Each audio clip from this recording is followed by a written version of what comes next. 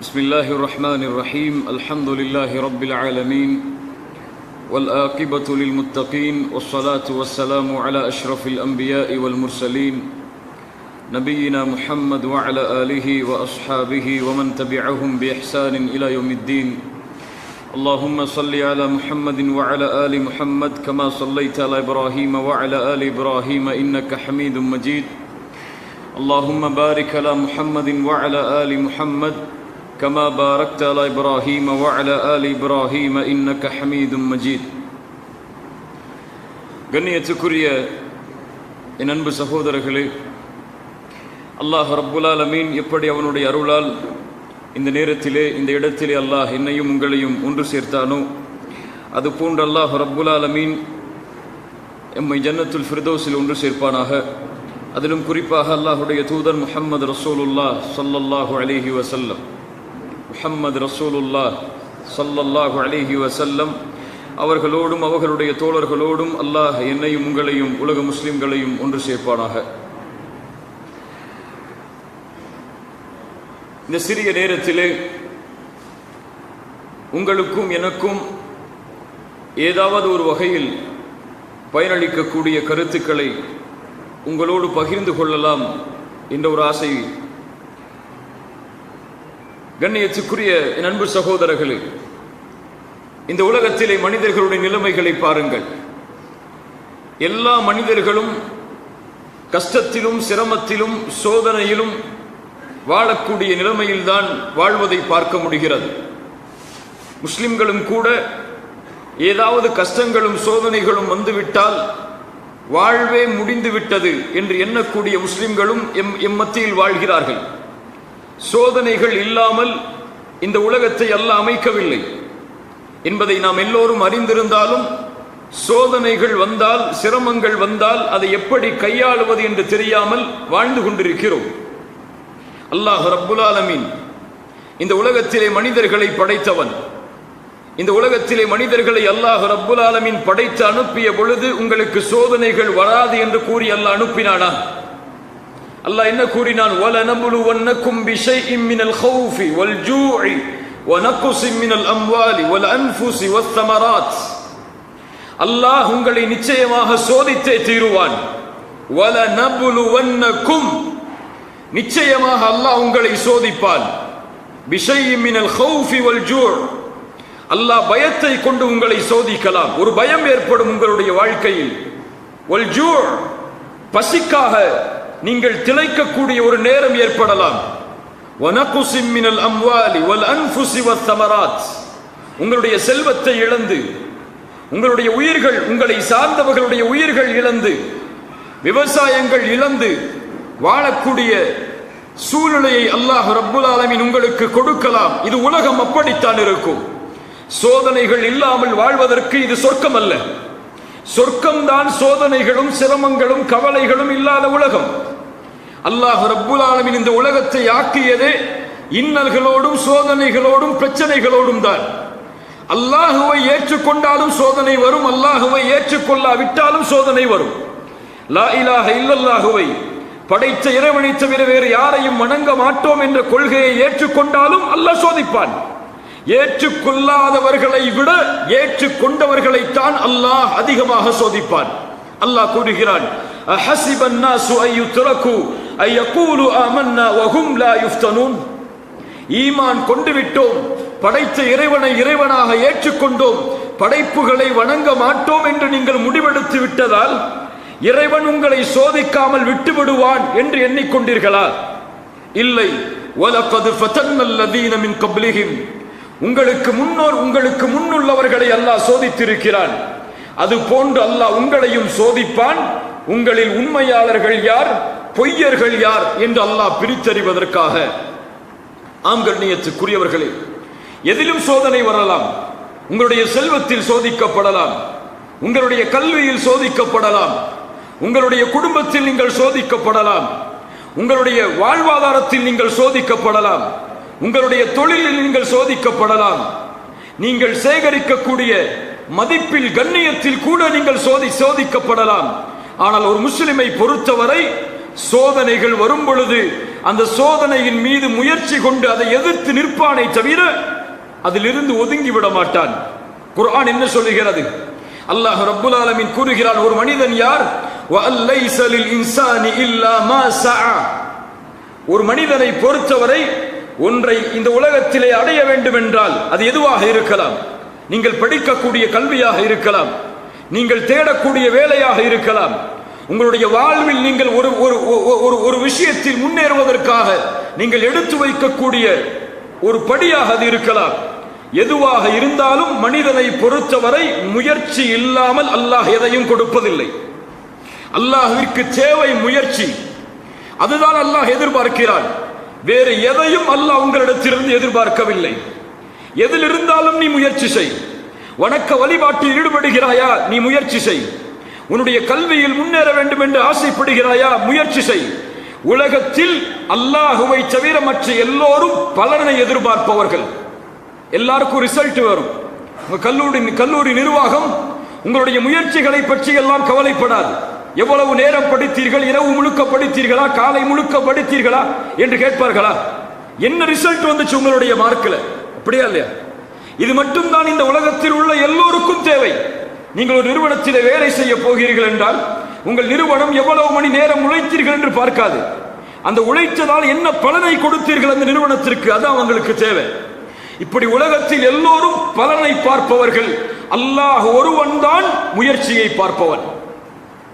பலனை அல்லாஹ் ரப்புல் ஆலமீன் பார்த்திருந்தால் நபி நூஹ் அலைஹிஸ்ஸலாம் அவர்களுடைய வாழ்வை நமக்கு உதாரணமாக அல்லாஹ் ஆக்கி இருப்பானா? அவர்களுடைய உயர்வின் ரேஷியோ, அவர்களுடைய வாழ்க்கையில் அவர்கள் செய்த முயற்சியுடைய பலன் என்ன? 950 ஆண்டு காலம் அல்லாஹுவை பற்றி, இறைவனை பற்றி இந்த பூமிக்கு அறிமுகப்படுத்தினார்கள். ரிசல்ட் என்ன? குறைந்தபட்ச மக்களை தவிர பெரும்பான்மையானவர்கள் அவர்களை மறுத்தார்கள். ஆண்டுகள் கூட கூட அவர்களுடைய முன்னேற்றம் குறைந்து கொண்டே இருந்தது. அல்லாஹ்வுடைய தூதர் சொன்னார்கள், நாளை மறுமையில் சில நபிமார்கள் வருவார்கள் பெரும் கூட்டத்தோடு, சில நபிமார்கள் வருவார்கள், அவர்களை பின்தொடர்ந்தவர்கள் ஒருவராக, சில நபிமார்கள் தனியாக வருவார்கள். அவர்கள் இறை தூத செய்தியை எடுத்து சொல்வதற்கு இந்த பூமியில் அனுப்பப்பட்டாலும் அதை ஏற்றுக்கொள்வதற்கு யாருமே இல்லாத சூழல் வந்தாலும் அல்லாஹ் அவர்களை இறை தூதர்களாக அங்கீகரித்தார். ஏன்? அவர்கள் முயற்சி செய்தார்கள். அல்லாஹ் ஒருவன் தான் இந்த முயற்சியை பார்ப்பவன். நீங்கள் படித்திருக்கலாம் வரலாற்றில் 100 கொலை செய்த ஒரு மனிதன் 99 கொலை செய்த ஒருவரை பார்க்கிறான். அவரிடத்திலே கேட்கிறான், இறைவன் என் பாவங்களை மன்னிப்பானா? என்ன செய்தாய்? 99 கொலை செய்தேன். அப்போது அவரிடத்திலே அந்த அறிஞர் அந்த மனிதர் சொன்னார், 99 கொலை செய்தவனை மன்னிப்பானா இறைவன்? உன்னை மன்னிக்கவே மாட்டான் என்று சொன்னவுடன் கோபத்தில் அவரையும் கொலை செய்து 100 ஆக்குகிறான். 100 கொலை செய்ததற்கு பிறகு உள்ள உறுத்துகிறது. 100வது கொலைக்கு பிறகு இன்னொரு அறிஞரை பார்க்கிறான். அவரிடத்திலே கேட்டான், என் இறைவன் என்னை மன்னிப்பானா? ஆம், உன்னை மன்னிப்பான். எல்லா பாவங்களுக்கும் மன்னிப்பு உண்டு, மனம் திருந்தி அதிலிருந்து வெளியே வந்தால். ஆனால் ஒன்று, இந்த ஊரிலிருந்து நீ கிளம்பி இறைவனை வணங்கக்கூடிய மக்கள் இருக்கக்கூடிய ஊருக்கு செல். அவர் பயணத்தை துவங்கி சில நேரத்தில் அவருக்கு மரணம் ஏற்படுகிறது. 2 மலக்குகள் வருகிறார்கள். நல்லவர்களுடைய உயிர்களை கைப்பற்றக்கூடிய மலக்குகளும் பாவிகளுடைய உயிரை கைப்பற்றக்கூடிய மலக்குகளும். இருவரும் சொன்னார்கள், நல்லவர்களுடைய உயிரை கைப்பற்றக்கூடிய மலக்குகள் சொன்னார்கள், இவர் 100 கொலை செய்தாலும் அல்லாஹ்வுடைய பாதையில் வந்தவர். பாவிகளுடைய உயிரை கைப்பற்றக்கூடிய மலக்குகள் சொன்னார்கள், இல்லை, இவர் 100 கொலைகளை செய்திருக்கிறார், இவர் பாவிதான் என்று இருவரும் வாக்குவாதத்தில் ஈடுபட்டுக் கொண்டிருக்கும் ஒரு நீதிபதியாக இறைவன் இன்னொரு மலக்கை அனுப்புகிறான். அவர் தீர்ப்பு சொல்கிறார், கடந்து வந்த பாதையை அளந்து பாருங்கள், பாவிகளுடைய ஊருக்கு நெருக்கமாக இருந்தால் பாவிகளுடைய உயிரை கைப்பற்றக்கூடிய மலக்குகள் எடுத்து செல்லுங்கள். நல்லவர்களுடைய ஊருக்கு அருகாமையில் இருந்தால் நல்லவர்களுடைய உயிரை கைப்பற்றக்கூடிய மலக்குகள் எடுத்து செல்லுங்கள். அளந்து பார்க்கிறார்கள், நல்லவர்களுடைய ஊருக்கு அருகாமையில் இருக்கிறது, அவருடைய உயிரை கைப்பற்றி செல்கிறார்கள் நல்ல மலக்குகள், நல்லவர்களுடைய உயிர்களை கைப்பற்றக்கூடிய மலக்குகள். ஆனால் உண்மையில் நடந்தது என்ன தெரியுமா? உண்மையில் அவர் கடந்து வந்த தூரம் பாவிகளுடைய ஊருக்கு தான் அருகாமையில் இருந்தது. இயற்கையின் அமைப்பே முழுவதுமாக மாற்றப்படுகிறது ஒரு 100 கொலை செய்த மனிதனுக்கு. ஏன் மாற்றியவன் யார்? பூமியின் அமைப்பை யார் மாற்ற முடியும்? அல்லாஹ். இறைவன் மாற்றுகிறான். ஏன்? இவன் 100 கொலை செய்தாலும் திருந்த வேண்டும் என்று முயற்சி செய்து அந்த பாதையில் தன்னுடைய பயணத்தை துவங்கிவிட்டான். போதும், அல்லாஹ்வுக்கு அது போதும்.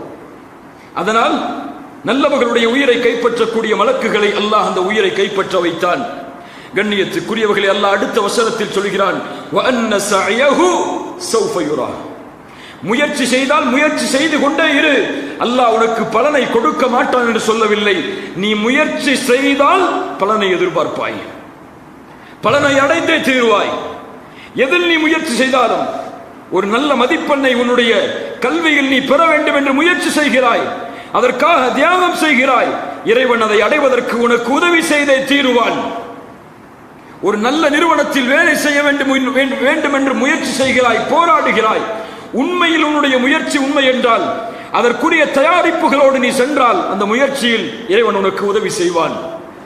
எதிலும் முயற்சி இருந்தால் இறைவன் பலனை கொடுக்காமல் இருப்பதில்லை என்பதை அல்லாஹ் ரப்புல் ஆலமீன் இந்த குர்ஆனுடைய வசனத்தில் நமக்கு தெளிவுபடுத்துகிறான். அல்லாஹ் மேலும் கூறுகிறான், வல்லதீன ஜாஹது ஃபீனா லனஹ்தியன்னஹும் சுபலனா. எம்முடைய வழியில் யார் போராடுகிறார்களோ, முயற்சி செய்கிறார்களோ, அவர்களுக்கு எல்லா வழிகளும் திறக்கப்படும். வ இன்னல்லாஹ லமஅல் முஹ்ஸினீன். அல்லாஹ்வுடைய தூதர் ஸல்லல்லாஹு அலைஹி வஸல்லம் சொன்னார்கள், இந்த பூமியில் எந்த ஒரு நோயும் இல்லை அதற்குரிய மருந்தை அல்லாஹ் கொடுக்காமல். அறிஞர்கள் இந்த ஹதீஸை கொண்டு விளக்கம் சொன்னார்கள், இதுதான் உலக வாழ்வு. உலகத்தில் ஒரு பிரச்சனை உங்களுடைய வாழ்க்கையில் ஏற்பட்டால் அதனுடைய தீர்வு இருந்தே தீரும். தீர்வை தேடுவதில் முயற்சி செய்யாமல் அப்படியே இருந்தால் அந்த பிரச்சனை தான் உங்களை சூழ்ந்து கொண்டே இருக்கும். அதை விட்டு நீங்கள் கிளம்பி வெளியே செல்ல வேண்டும் என்றால் பிரச்சனையை மறந்து அடுத்ததை நோக்கி நீங்கள் சென்றே ஆக வேண்டும். ஒரு தவறை செய்கிறீர்கள் என்றால், ஒரு தவறை செய்து விட்டீர்கள், அதை அந்த தவறு செய்த நாளை மீண்டும் திருப்பி சரி செய்ய முடியுமா? முடியாது. அடுத்த ஒரு நாள் ஏற்பட்டு விட்டது, பழைய தவறையை எடுத்துக்கொண்டு அவர் அடுத்த நாளை கழித்தால் அந்த நாளும் தவறானதுதான் அவருக்கு. கண்ணியத்துக்குரியவர்களே, இப்படி அல்லாஹ்வுடைய தூதருடைய வாழ்க்கையில், நபித்தோழர்களுடைய வாழ்க்கையில் பல பிரச்சனைகள் அவர்களை சூழ்ந்திருக்கிறது. ஆனால் எல்லா பிரச்சனைகளையும் அவர்கள் கையாண்ட முறையை நாம் அறிந்து கொண்டால் நம்முடைய வாழ்வில் நாம் சந்திக்கக்கூடிய பிரச்சனைகளை எப்படி கடப்பது என்பதை அறிந்து கொள்ளலாம். ரசூலுல்லாஹ் ஸல்லல்லாஹு அலைஹி வஸல்லம் அல்லாஹ்வுடைய இறை தூதர். அவர்கள் யார்?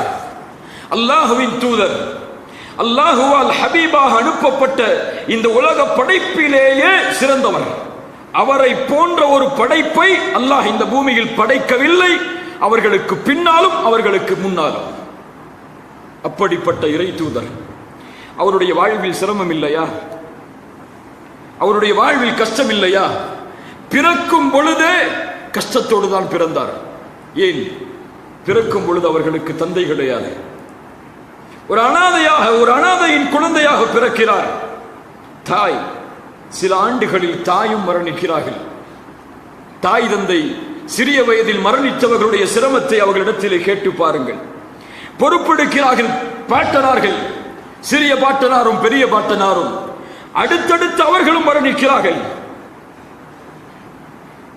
தன் வாழ்வில் முதலாக தான் கொண்டு வந்த கொள்கையை ஏற்றுக்கொண்டு, உங்களை இறைவன் ஒருபோதும் கைவிட மாட்டான் நீங்கள் செய்கின்ற நன்மைக்கு என்று அவர்களுக்கு ஆறுதலாக நபித்துவத்தை முதலாக ஏற்றுக்கொண்ட பெண்களில் ஒருவர் அவர்களுடைய விருப்பத்திற்குரிய மனைவி ஹதீஜா ரலியல்லாஹு அன்ஹா. அவர்களுடைய ஆதரவும் சில ஆண்டுகளில் சென்று விடுகிறது.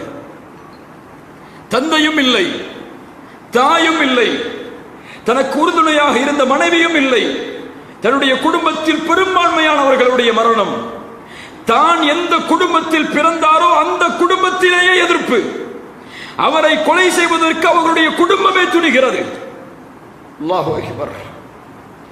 அவர்களுக்கு பல திருமணங்கள் நடக்கிறது, பல குழந்தைகள் பிறக்கிறார்கள். பிறக்கின்ற எல்லா ஆண் குழந்தைகளும் உடனடியாக மரணம். அவர்களுடைய மரணத்திற்கு முன்னதாகவே அவர்களுக்கு பிறந்த எல்லா பெண் குழந்தைகளும் மரணம். ஃபாத்திமா ரலியல்லாஹு அன்ஹாவை தவிர. அல்லாஹு அக்பர். ஒரு தந்தைக்கு ஒரு குழந்தையின் இழப்பை தாங்க முடியாது, வாழ்க்கை முழுக்க நினைத்துக் கொண்டிருப்பார்.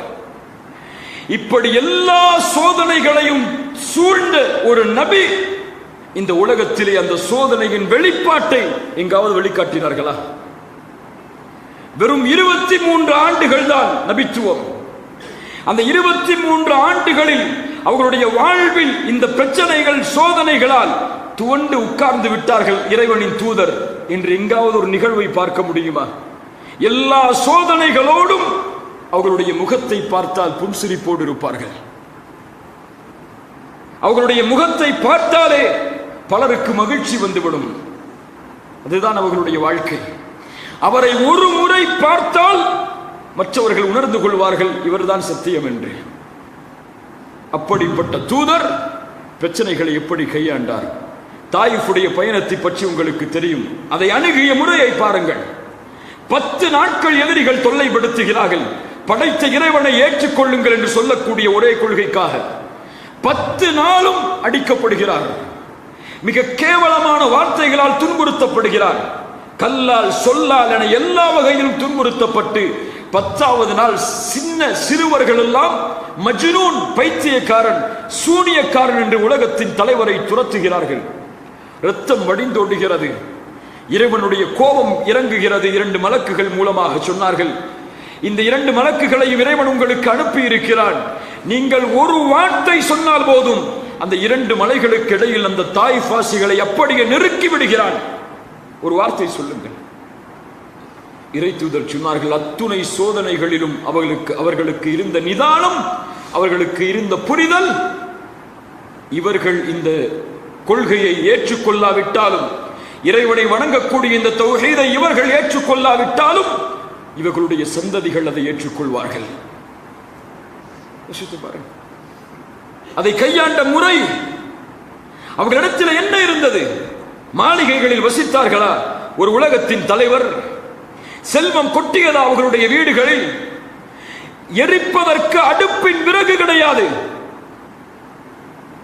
சாப்பிடுவதற்கு சரியான உணவு கிடையாது.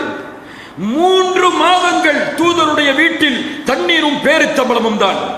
ஒருவேளை சாப்பிட்டுருப்போமா? அந்த மாதிரி நம்ம வாழ்க்கையில ஒருவேளை பசியை உணர்ந்திருப்போமா? இந்த உலகத்தில் நம்ம பிறந்திலிருந்து இதுவரைக்கும் பசியே தான் வாழ்க்கை. உமர் இப்னு அல்-கத்தாப் ஒரு முறை அல்லாஹ்வுடைய தூதருடைய அறைக்கு வருகிறார்கள். அல்லாஹ்வுடைய தூதர் உறங்கிக் கொண்டிருக்கிறார்கள். பஞ்சு மெத்தைகளில் அல்ல நாம் உறங்குவது போல, நாம் எதிர்பார்ப்பதை போல, நமக்கு கிடைச்ச இந்த கம்ஃபர்ட் ஜோனை போல ரசூலுல்லாஹ் வாழல. எல்லாமே இருக்கு நமக்கு. எது இல்லை?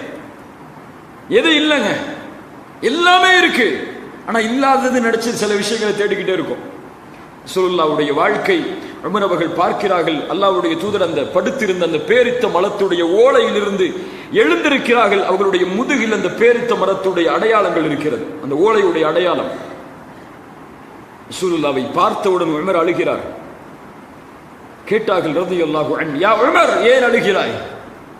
அல்லாஹ்வுடைய தூதரே, கிஸ்ரா கைசருடைய கோட்டையில் வசிக்கக்கூடிய அரசர்கள் எல்லாம் எப்படிப்பட்ட சிம்மாசனத்தில் எப்படிப்பட்ட வாழ்வில் வாழ்கிறார்கள்.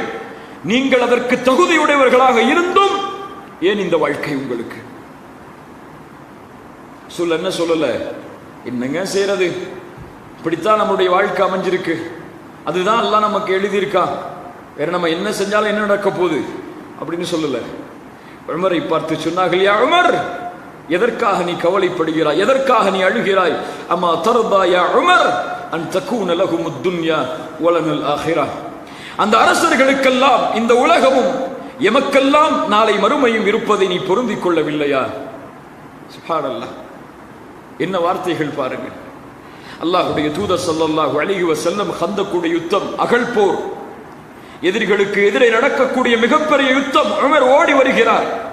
அல்லாஹ்வுடைய தூதரே, எங்களுடைய நபித்தோழர்கள் எல்லாம் பசியில் இருப்பதை நீங்கள் பார்க்கவில்லையா? எந்த உணவும் இல்லை, கடும் குளிர்காலம், கடும் பஞ்சம் மதீனாவை வாட்டுகிறது.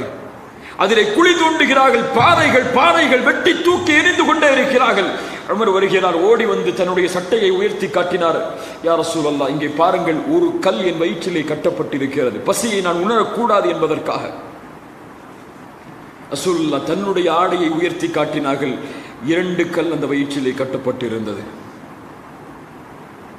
ஒரு நபித்தோழர் அந்த நேரத்தில் ஓடி வருகிறார். யா ரசூலல்லாஹ், ஒரு பாறையை எங்களால் உடைக்க முடியவில்லை, நீங்கள் வந்தால் அதை உடைத்துக் கொடுங்களேன். இறை தூதர் உடைக்கக்கூடிய அந்த ஆயுதத்தை எடுத்துக்கொண்டு அந்த பாறையை நோக்கி செல்கிறார். பிஸ்மில்லாஹ் என்று கூறி ஓங்கி அடித்து சொன்னார். பிஸ்மில்லாஹ் அல்லாஹு அக்பர் வஅதீது மஃபாத்திஹ் அஷ்-ஷாம். ஷாம் தேசத்துடைய சாவிகள் என் கரத்தில் ஒப்படைக்கப்படுவதை நான் பார்க்கிறேன். இரண்டாவது அடி அடித்தார்.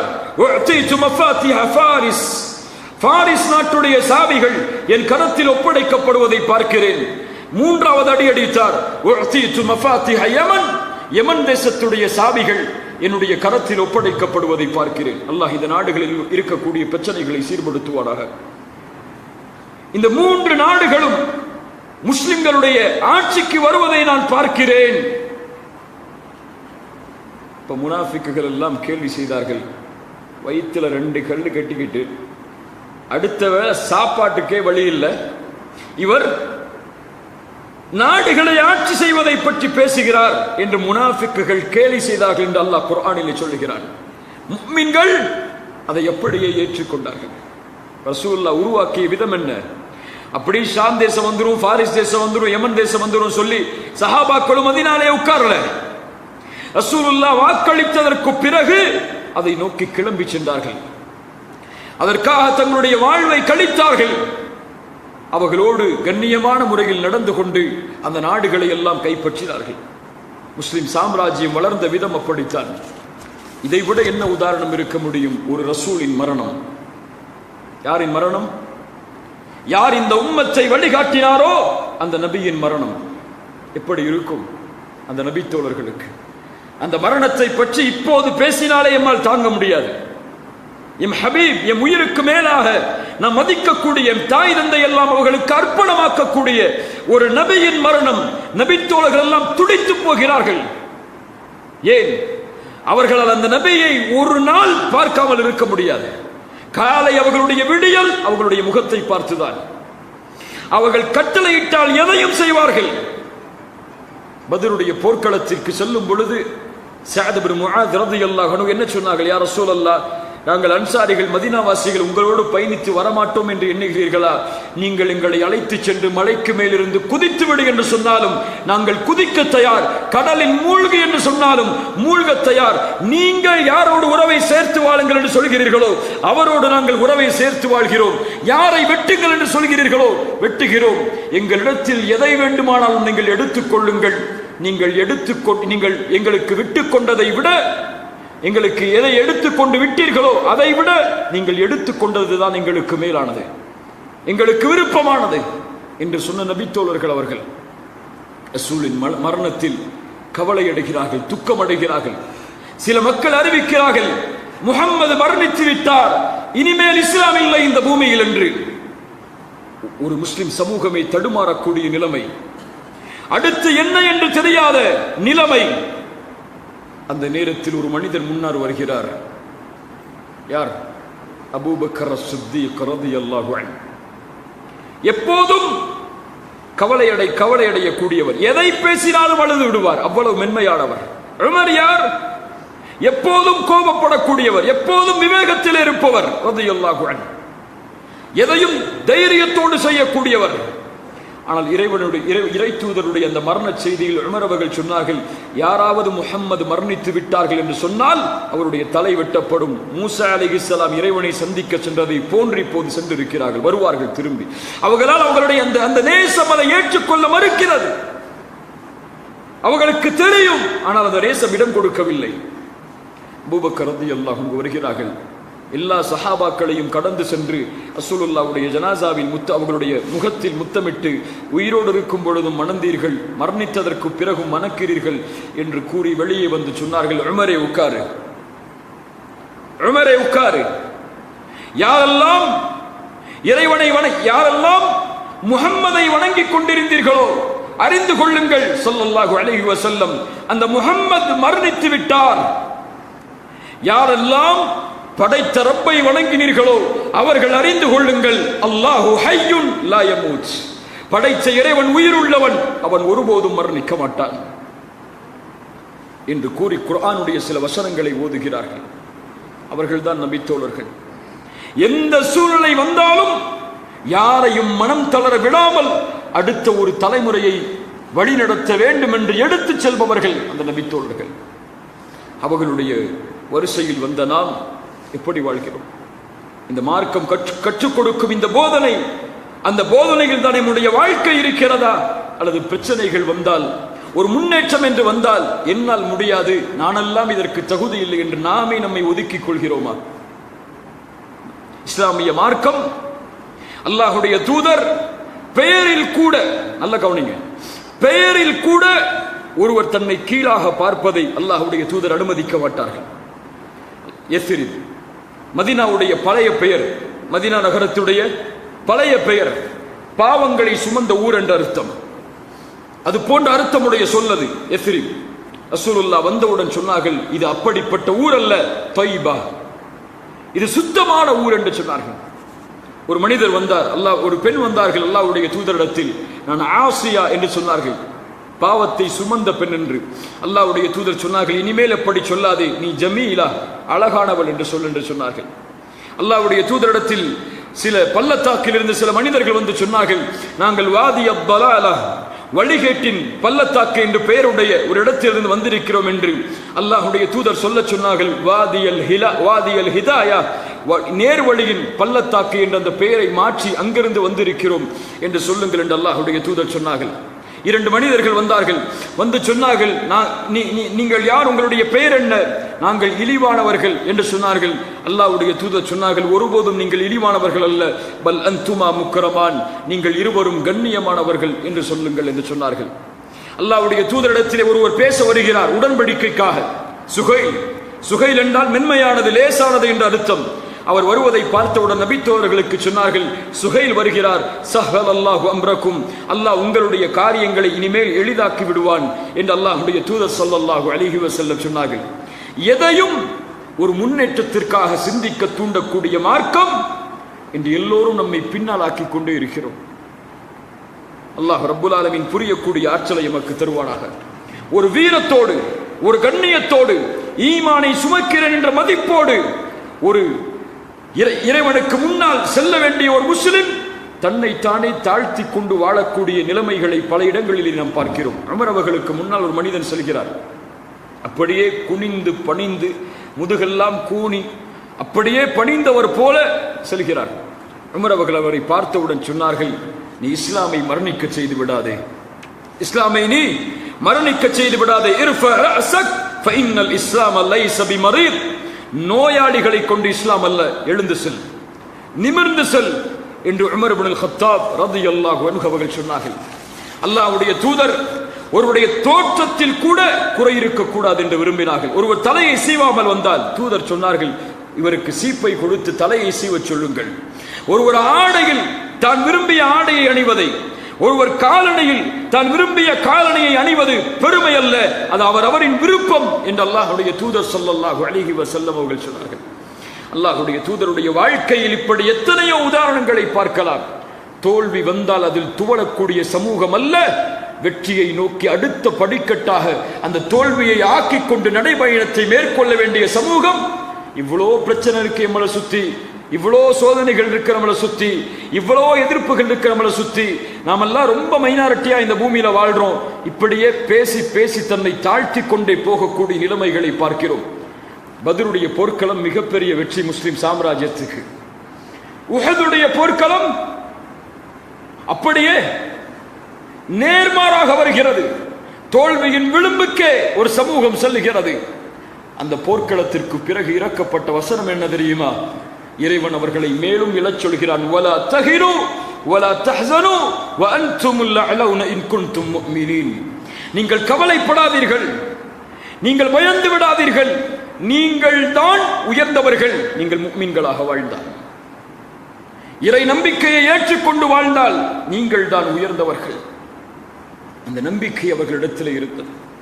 படைத்த இறைவன் உங்களோடு இருக்கும் வரை ஏன் கவலை என்ற கேள்வி அவர்களிடத்தில் இருந்தது. எதிரிகள் எல்லாம் உங்களுக்கு எதிராக ஒன்று கூடிவிட்டார்கள், பயந்து கொள்ளுங்கள் அவர்களை. ஹஸ்புனல்லாஹ், இறைவன் ஒருவன் எங்களுக்கு போதுமானவன் என்று நபித்தோழர்கள் தங்களுடைய நாவால் சொன்னார்கள். 50 வாள்கள் அந்த குகைக்கு முன்னால். குகையில் இருந்தவர்கள் இருவர், முஹம்மது ரசூலுல்லாஹ், அபூபக்கர் சித்திக் ரலியல்லாஹு அன்ஹு. அபூபக்கர் அவர்கள் சொன்னார்கள், யா ரசூலல்லாஹ், குனிந்தால் எம்மை பார்த்து விடுவார்கள். 50 வாள்கள் சுற்றி இருக்கிறது.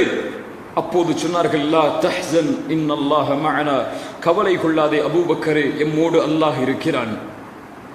முன்னால் கடல், பின்னால் ஃபிரௌன்.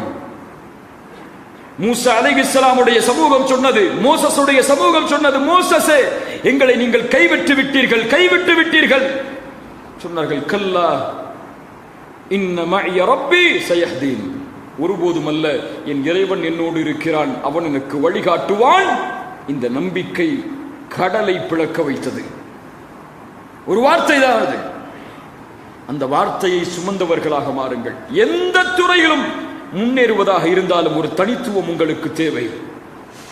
விளையாட்டா அதில் நீங்கள் முன்னேறுவதா, அதில் நீங்கள் சிறந்தவர்களாக மாற வேண்டும் என்று மார்க்கம் விரும்புகிறது. நீ அதற்கு முயற்சி செய்தால் அதை பெற்றுக் கொள்வாய். படிப்பா, முதல் தரத்திற்கு வர வேண்டும் என்று எண்ணு. வேலையா, முதல் தரத்திற்கு வர வேண்டும் என்று எண்ணு. உனக்கு வேலை எல்லா இடத்திலும் மறுக்கப்படுகிறதா, நான் வேலைகளை பிறருக்கு கொடுக்கக்கூடிய ஒரு முதலாளியாக மாறுவேன் என்ற நம்பிக்கையில் முதல் தரத்திற்கு வா. எதில் எடுத்தாலும் அவரை மாதிரி யாருமே இல்லைங்க, அப்படி சொல்லக்கூடிய சமூகமாக உருவாக வேண்டிய சமூகம் இன்னைக்கு. அடுத்த படம் எப்போ வரும், அடுத்த படம் எப்போ ரிலீஸ் ஆகும், அடுத்த கேம் எப்படி ரிலீஸ் ஆகும், எப்படி அடுத்த படத்துக்கு டிக்கெட்டை புக் பண்றது என்று தங்களுடைய வாழ்வில் எந்த நோக்கமும் இல்லாமல் பயணித்துக் கொண்டிருக்கக்கூடிய சமூகமாக மாறிக்கொண்டிருக்கிறது. குறையாக சொல்லவில்லை, நாம் நம்மை மாற்றிக்கொள்ள வேண்டும் என்று சொல்கிறேன். பெரும்பான்மையை நான் சொல்லவில்லை. அவர்கள் குறைவானவர்களாக இருந்தாலும் அவர்கள் அதிலிருந்து வெளியே வர வேண்டும் என்பதற்காக சொல்கிறேன். நோக்கத்தோடு வாழ வேண்டும், ஒரு குறிக்கோளோடு வாழ வேண்டும். அல்லாஹ் கொடுத்த இந்த நாள், இந்த நொடி எமக்கு அல்லாஹ் கொடுத்த வாய்ப்பு. சென்ற நொடியை மீட்டெடுக்க முடியாது. இருப்பது இந்த நொடிதான், அடுத்த நொடியும் உறுதி கிடையாது. ரசூலுல்லாஹி ஸல்லல்லாஹு அலைஹி வஸல்லம் இப்னு உமர் அவர்களுடைய மகன் அவரை ஒரு முறை சந்தித்தார்கள்.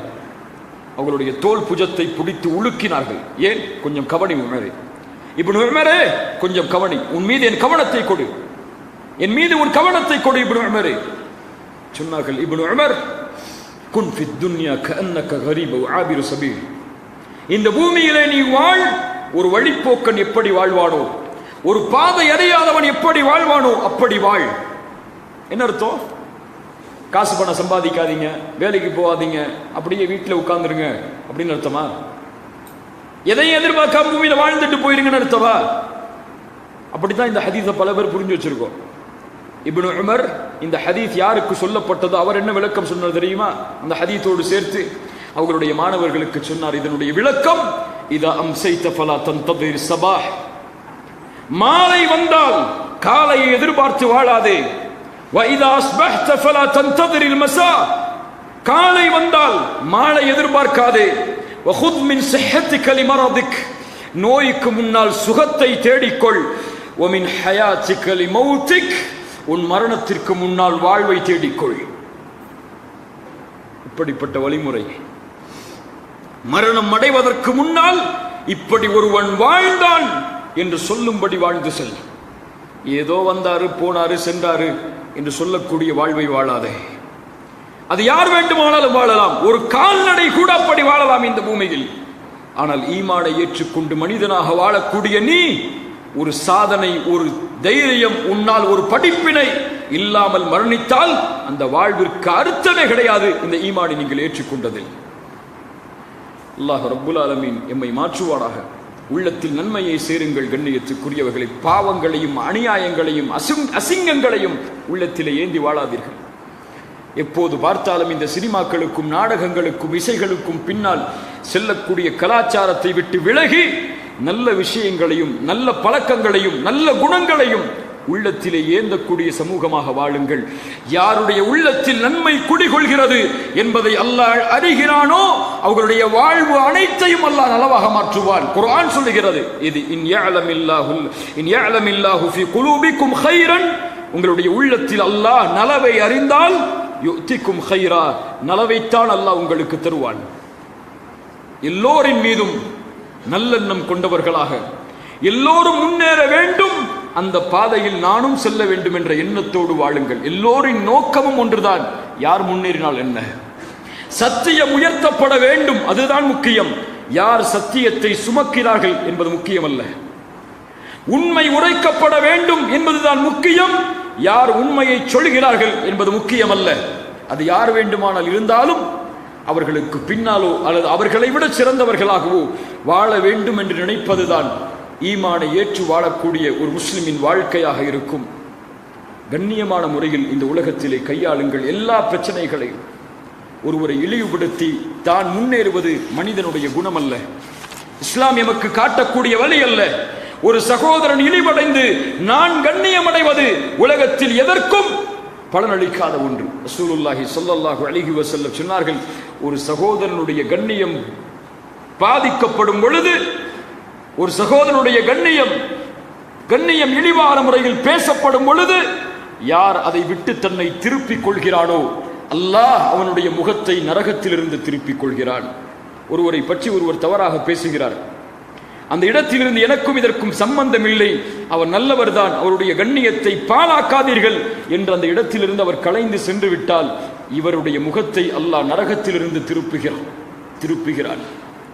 இந்த பூமியில் யாருக்கும் தொல்லை கொடுக்காமல் ஒருவர் வாழ்ந்தால் அவரை அல்லாஹ் சொர்க்கத்தின் வாரிசாக மாற்றுகிறான். இறை தூதருக்கு முன்னால் ஒரு மனிதர் வருகிறார். 3 நாள் அல்லாஹ்வுடைய தூதர் தொடர்ந்து சொன்னார்கள், இவர் சொர்க்கவாதி, இவர் சொர்க்கவாதி, இவர் சொர்க்கவாதி. ஒரு நபித்தோழருக்கு ஆட்சியம். அவரை பின்தொடர்ந்தார்கள். 3 நாட்கள் அவரோடு தங்கி இருந்தார்கள். என்ன செய்கிறார் இவர் சொர்க்கவாதி என்று அடைவதற்காக? 3 நாளும் பெரிதான ஒரு வணக்க வழிபாட்டை அவரிடத்திலே பார்க்கவில்லை. 3வது நாள் அவரிடத்திலே சென்று சொன்னார்கள், உன்னை இறை தூதர் சொர்க்கவாதி என்று சொன்னார்கள், ஆனால் வித்தியாசமான எந்த அமலும் உன்னிடத்திலே நான் பார்க்கவில்லை, என்ன செய்கிறாய்? அப்போது இந்த மனிதர் சொன்னார், என்னுடைய உள்ளத்தில் இந்த உலகத்தில் யாரை பற்றியும் தவறான எண்ணம் கிடையாது. நான் விழிக்கும் பொழுதும் உறங்கும் பொழுதும் என் உள்ளம் சுத்தமான நிலையில் யாரை பற்றியும் தவறான எண்ணம் இல்லாமல் நான் உறங்குகிறேன். யாருடைய முயற்சியும் யாருடைய உழைப்பும் எனக்கு ஒருபோதும் பொறாமையை தராது. இதனால் ஒருவேளை நான் அந்த பாக்கியத்தை அடைந்திருக்கலாம் என்று அந்த மனிதர் கூறினார். பிறருடைய கண்ணியம் உயர்த்தப்படுவதற்காக வாழுங்கள், அதற்கான முயற்சியை செய்யுங்கள். ரசூலுல்லாஹி ஸல்லல்லாஹு அலைஹி வஸல்லம் அவர்களுடைய வாழ்வில் ஒரு நிகழ்வை சொல்கிறேன்.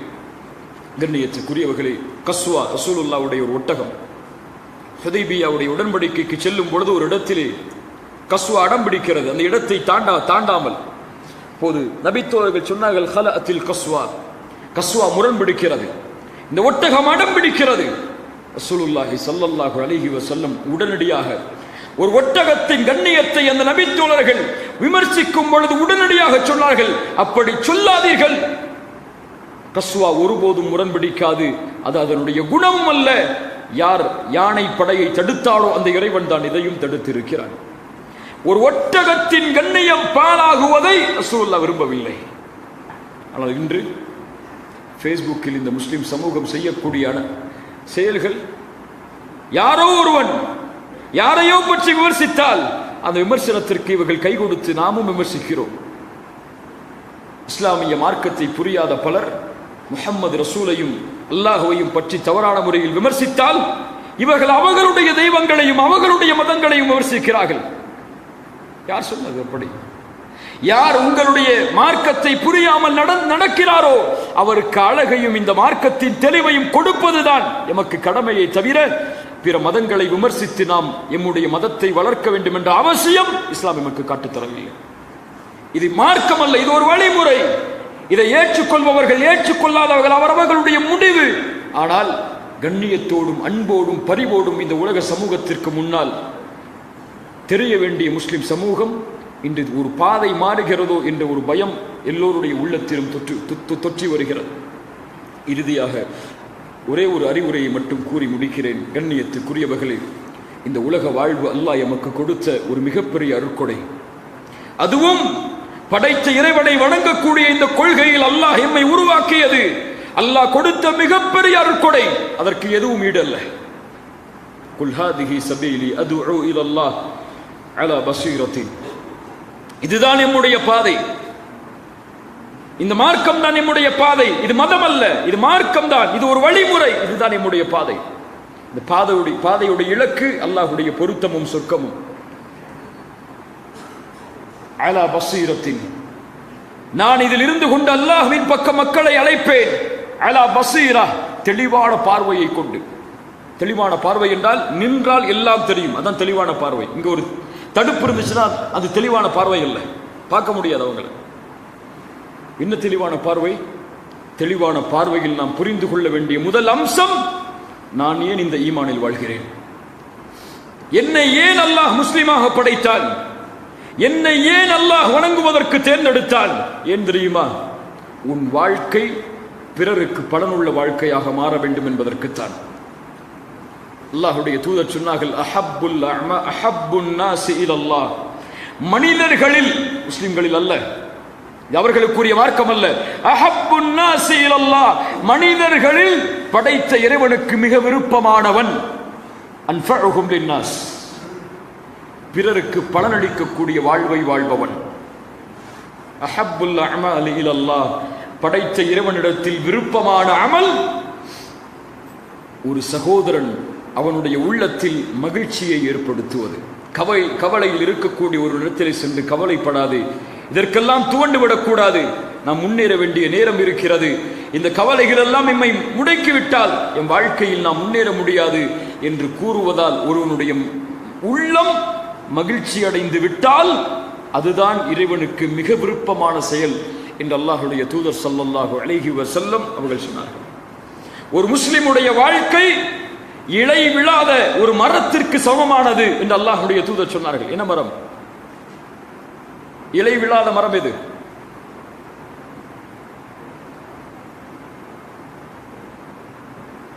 இலை விழாத மரம் பேரித்த மரம், அதனுடைய இலைகள் கீழே விழாது.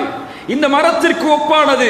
ஏன் அல்லாஹ்வுடைய தூதர் ஒரு முஸ்லிமின் வாழ்க்கையை பேரித்த மரத்துக்கு ஒப்பிட்டார்கள்?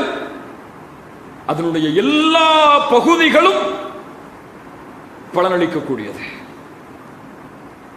ஒரு முஸ்லிமின் பார்வை கூட பிறருக்கு பலனளிக்க வேண்டுமே தவிர பிறரை நோவினை செய்துவிடக் கூடாது. அவன் மூச்சு கூட பிறருடைய வாழ்வை முன்னேற்றுவதற்குத்தான் இருக்க வேண்டுமே தவிர கீழே இறக்குவதற்கு அமைந்துவிடக் கூடாது. இப்படி வாழ்வதுதான் உண்மையான தெளிவான ஒரு முஸ்லிமுடைய வாழ்க்கை. நீங்கள் மரணித்ததற்கு பிறகு கூட ஒரு சமூகம் உங்களை நினைவு கூர்ந்தால் அதுதான் நீங்கள் வாழ்ந்து சென்றீர்கள் என்பதற்கு பலன். வேற எதுவும் இல்லை. கோடி கோடியா சம்பாதிங்க, லட்ச லட்சமா சம்பாதிங்க, டாக்டரேட் வாங்க உங்களுடைய எஜுகேஷன்ல, வேலையில ஒரு பெரிய எம்என்சி நிறுவனத்தை கூட நடத்துங்க, அதுக்கு எம்டி ஆகுங்க. ஆனா மௌத்தா போயிட்டீங்கன்னா எல்லாம் மறந்துடுவாங்க. நீ சம்பாதிச்ச செல்வம் கூட வராது, நீங்க சேர்த்து வச்ச படிப்பு உங்களோட வராது. அதுக்காக சம்பாதிக்காதீங்க படிக்காதீங்கன்னு சொல்லல, அது இருந்தாலும் உங்க வாழ்க்கையில் இலக்கு அடைய முடியும். ஆனால் இது எல்லாம் நோக்கம் அல்ல, இதுவெல்லாம் வாழ்க்கையின் தேவை. நோக்கம் என் வாழ்க்கை பிறருடைய வாழ்க்கைக்கு பலனுள்ளதாக அமைவது. அப்படி வாழ்ந்தால் ஒரு வரலாறு உங்கள் மூலமாக உருவாகும். இஸ்லாமிய மார்க்கத்திற்காக தியாகம் செய்த எல்லோருடைய வாழ்வும் இன்று வரலாறு. உண்மையா இல்லையா? இமாம் புகாரியுடைய வாழ்க்கை என்னது? ஹதீஸ் கிரந்தத்தை தொகுத்த இமாம் புகாரியுடைய வாழ்க்கை வரலாறு அது. ஏன் அவர்கள் செய்த முயற்சி, அவர்கள் செய்த இந்த ஹதீஸை பாதுகாப்பதற்கு அவர்கள் கொடுத்த அந்த சிந்தனையின் மூளை. இமாம் புகாரியுடைய முயற்சிக்கு பலன் அவர்களுடைய வாழ்க்கை உலகம் அழியும் வரையும் பேசப்படும். இமாம் முஸ்லிமுடைய வாழ்க்கை, இமாம் ஷாஃபியுடைய வாழ்க்கை, இப்படி எல்லா அறிஞர்களுடைய வாழ்க்கையும் இன்று நீங்கள் பாடமாக படிப்பதற்கு காரணம் அவர்கள் வாழ்க்கையில் சும்மா உட்கார்ந்திருக்கல. சும்மா உட்கார்ந்தாங்க இமாம் புகாரின்னு பட்டம் கொடுத்துட்டாங்கிறதுக்காக அவருக்கு வாழ்க்கையை இன்னைக்கு நம்ம பார்க்கல, இன்னைக்கு நம்ம படிக்கல. அவர்கள் செய்த முயற்சி, இந்த தீனுக்காக அவர்கள் செய்த அர்ப்பணிப்பு, பிறருக்கு பலனளிக்க வேண்டும் என்பதற்காக தங்களுடைய வாழ்வை தன்னையை அவர்கள் அழித்துக் கொண்டு அர்ப்பணித்த முறை இந்த உலகத்திலே வரலாறாக பேசப்படுகிறது. இப்படி உலகத்தில் யார் பிறருக்கு பலனுள்ளவனாக வாழ்வதற்காக வாழ்ந்தார்களோ அவர்களுடைய வாழ்க்கை ஒரு வரலாறாக மாறும். இது ஏதோ உணர்ச்சிக்காக பேசப்படக்கூடிய வார்த்தைகள் அல்ல, இதுதான் உண்மை. இது உலக சமூகம் பார்க்கும். கண்ணியத்துக்குரியவர்களே, ஏதோ ஒரு பெரிய சாதனையை நீங்கள் செய்ய வேண்டாம், சிறியதிலிருந்து துவங்குங்கள். உங்களால் ஒரு மரத்தை நட்டு அதன் மூலமாக பலருக்கு நிழலளிக்க முடியுமா? மரத்தை நடுங்கள். ஒரு கிணற்றை நீங்கள் தோண்டுவதன் மூலமாக மனிதர்களும் ஜின்களும் பறவைகளும் அதில் தண்ணீர் குடிக்க முடியுமா? அது இருப்பதால் அது அழியும் வரை இறைவன் அதனுடைய நன்மைகளை உங்களுக்கு கொடுத்து கொண்டே இருப்பான். இந்த மார்க்கம் அமைக்கப்பட்ட முறை உங்களுக்கு தெரியுமா? சுருக்கமாக கூறி முடிக்கிறேன். இந்த மார்க்கம் அமைக்கப்பட்ட முறையின் அழகே அதுதான். நீங்கள் 5 வக்து தொழுங்க, நோன்பு வைங்க, ஹஜ்ஜு செய்யுங்க, தஅவா செய்யுங்க. இதெல்லாம் நீங்கள் விரும்பி செய்வது. நீங்கள் செய்யலாம், செய்யாமலும் இருக்கலாம் என்பது கிடையாது. இதுக்கு ஒரு முயற்சி எடுத்து நீங்க தியாகம் பண்ணி செஞ்சாகணும்னு கிடையாது. இது ஒரு கடமை, செய்துதானாக வேண்டும், அவ்வளவுதான். இதை அல்லாஹ் உங்களிடத்திலிருந்து எதிர்பார்ப்பதில்லை. நீங்க 5 வக்து தொழணும், கரெக்டா நோன்பு வச்சிடணும், இது அல்லாஹ்வுக்கு தேவையே கிடையாது. இது அல்லாஹ்வுக்கு, நீங்க தொழக்கூடிய தொழுகையோ நோன்போ ஹஜ்ஜோ அல்லாஹ்வுக்கு தேவையே கிடையாது. இது உங்களுக்கு நீங்கள் அளிக்கக்கூடிய பலன். அல்லாஹ் எதை எதிர்பார்க்கிறான் தெரியுமா? அல்லாஹ் எதற்கு நன்றி உள்ளவனாக வாழ்க, அல்லாஹ் எதற்கு நன்றி செலுத்துகிறான் தெரியுமா?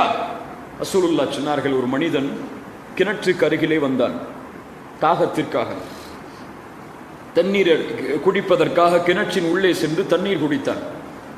மேலே வந்து பார்த்தான், ஒரு நாய் வெளியே வந்தவுடன் ஒரு நாய் தண்ணீர் கலந்த மண்ணில் தாகத்திற்காக அந்த நாவை தேய்த்து கொண்டு இருக்கிறது. அதை பார்த்தவுடன் அவன் சொன்னான், ரசூலுல்லாஹ் சொல்கிறார்கள், இந்த நாய் எனக்கு எப்படி தாகம் வந்ததோ அது போன்று தாகத்தில் இருக்கிறது என்று கூறி மறுபடியும் கிணத்தில் இறங்கி தண்ணீரை எடுத்து அந்த நாய்க்கு தண்ணீர் கொடுக்கிறான். அந்த நாயின் தாகம் தணிகிறது. அல்லாஹ்வுடைய தூதர் சொன்னார்கள், அல்லாஹ் ரப்புல் ஆலமீன் அவரை மன்னித்தான், அவருடைய பாவங்களை மன்னித்தான். அதெல்லாம் முக்கியம். ஃபஷக்கரல்லாஹு லஹு, அதனால் படைத்த இறைவன் அவருக்கு நன்றி செலுத்தினான். நசீதான் அல்லாஹ் நன்றி செலுத்தினான். ஏன்?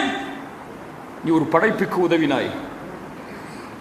இறைத்தூதர் சொன்னார்கள், ஒரு பாதையில் சென்றான், அதற்கு அங்கே பாதையில் ஒரு இடையூறு தரக்கூடிய ஒரு மரம் இருந்தது. அந்த மரத்தை வெட்டி எறிந்து ஒருவர் சென்றார், அல்லாஹ் அவருக்கு சொர்க்கத்தை கொடுத்தான். நம்ம தொழுதா சொர்க்கம் கிடைக்கும், ஹஜ்ஜுக்கு போனா சொர்க்கம் கிடைக்கும், உம்ராவுக்கு போனாதான் சொர்க்கம் கிடைக்கும் நினைச்சிட்டு இருக்கோம். ஒரு ஏழை தாகத்தில் இருக்கும் பொழுது அவனுக்கு தண்ணீர் கொடுத்தாலும் உன் மூலமாக அவன் அடையக்கூடிய அந்த பலனுக்கு அல்லாஹ் கொடுக்கக்கூடிய கூலியை நீ அடைய முடியாது. உன் வார்த்தையால் ஒருவருடைய காயப்பட்ட உள்ளம் சந்தோஷம் அடைகிறது என்றால், உன் செல்வத்தால் ஒருவன் கடனில் இருந்து மீள்கிறான் என்றால், உன் உழைப்பால் ஒருவன் இந்த பூமியில் கல்வியை பெறுகிறான் என்றால், உன் முயற்சியால் ஒருவனுக்கு வாழ்வாதாரம் அமைகிறது என்றால், உன் வாழ்க்கை இறைவன் படைத்த படைப்பிற்கு பலன் உள்ளதாக இருந்தால் உன்னை உயர்த்தாமல் அல்லாஹ் இருப்பதில்லை. உன் வாழ்வையும் இறைவன் இந்த உலகத்திற்கு பாடமாக ஆக்காமல் இருப்பதில்லை. நன்மையில் இருப்பவர்களை இறைவன் பொறுப்பேற்பான். அவர்களுடைய முழு வாழ்விற்கும் என்ன சோதனை வந்தாலும் என்ன கஷ்டம் வந்தாலும் தூக்கி எறிந்து செல்வார்கள். அவர்களைத்தான் அல்லாஹ் சொல்கிறான், அலா இன்ன அவுலியா அல்லாஹி லா ஹவுஃபுன் அலைஹிம் வலா ஹும் யஹ்ஸனூன்.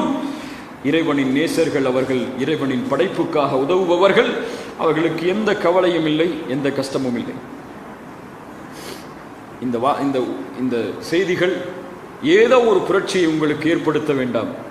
உங்கள் உள்ளத்தில் என் இறைவன் என்னோடு இருக்கிறான், நான் வாழக்கூடிய இந்த வாழ்விற்கு அவன் எதிலும் என்னை கைவிட மாட்டான் என்ற நம்பிக்கையை மட்டும் உள்ளத்திலே சேருங்கள். அது போதும் இந்த உரையுடைய பலனுக்காக. லா தக்னது மிர் ரஹ்மத்தில்லாஹ். உங்கள் மரணம் உங்களை அடைந்தாலும் மறந்து விடாதீர்கள், அல்லாஹ்வின் ரஹ்மத்தில் ஒருபோதும் நம்பிக்கை இழக்காதீர்கள். அல்லாஹ் தன்னை நம்பியவர்களை ஒருபோதும் கைவிடுவதில்லை, கைவிட்டவர்களை அவர் நாடாமல் நேர்வழியில் செலுத்துவதும் இல்லை. அல்லாஹ் ரப்புல் ஆலமீன் நமக்கு புரியக்கூடிய ஆற்றலை தருவானாக.